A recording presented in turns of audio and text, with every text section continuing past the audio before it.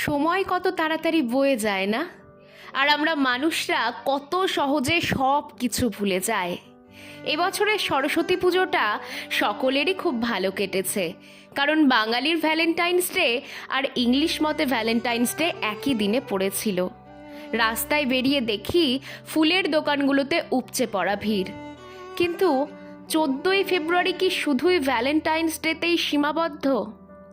না, এই দিনে আমরা 40 জন জওয়ানকে হারিয়েছি। 2019 পুলওয়ামা অ্যাটাক, একটা বিভীষিকাময় দিন আমাদের সকলের কাছে। সারাদিন হইহুল্লোড় করে কাটালেও সন্ধ্যাবেলায় আর নিজেকে ধরে রাখতে পারিনি।